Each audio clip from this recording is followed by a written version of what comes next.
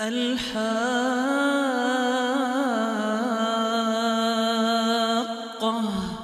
ما الحاقة وما أدراك ما الحاقة كذبت ثمود وعاد بالقارعة فأما ثمود فأهلكوا بالطاغية وأما عاد فأهلكوا بريح صرصر عاتية سخرها عليهم 7 ليال و8 أيام حسوما فترى القوم فيها صرعا كأنهم أعجاز نخل خاوية فهل ترى لهم من باقية وجاء فرعون ومن قبله والمؤتفكات بالخاطئة فعصوا رسول ربهم فأخذهم أخذة رابية إنا لما طغى الماء حملناكم في الجارية لنجعلها لكم تذكرة وتعيها أذن واعية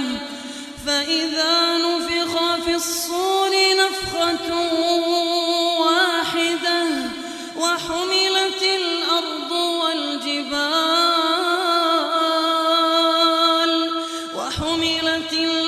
والجبال فدكتا دكة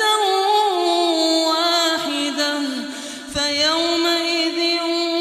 وقعت الواقعة وانشقت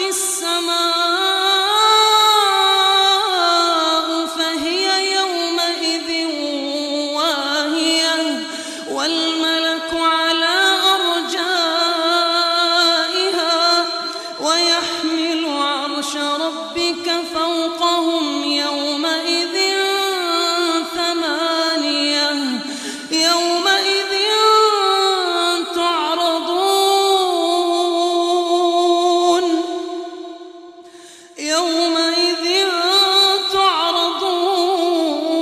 تعرضون لا تخفى منكم خافية فأما من أوتي كتابه بيمينه فيقول هاؤم اقرءوا كتابيه إني ظننت أني ملاق حسابيه فهو في عيشة راضية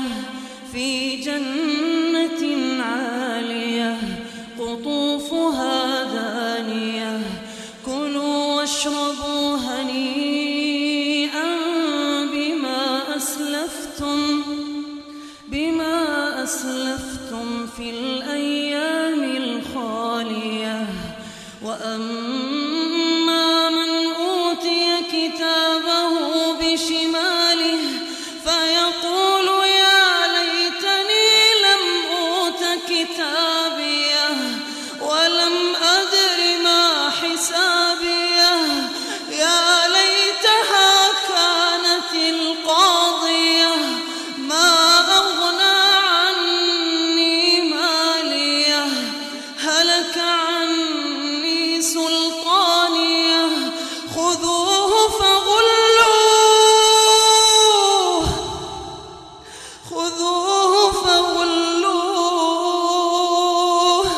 ثم الجحيم صلوه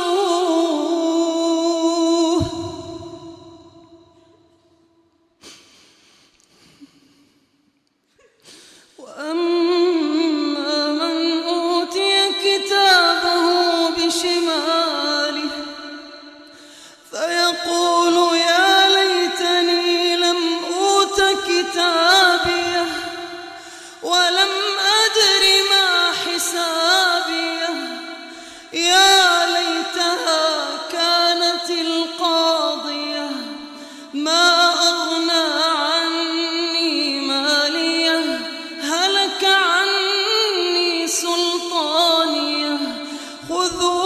فغلوه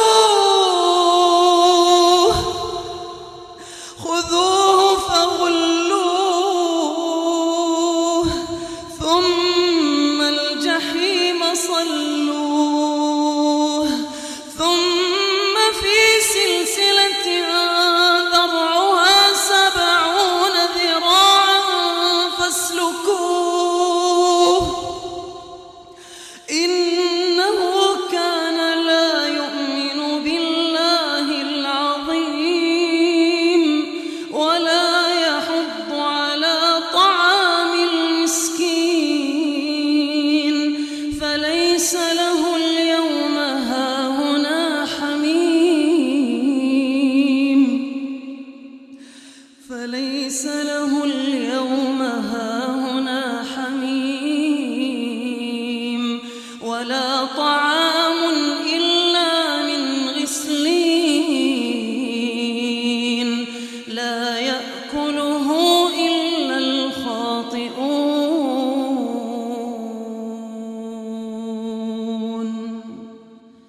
فلا أقسم بما تبصرون وما لا تبصرون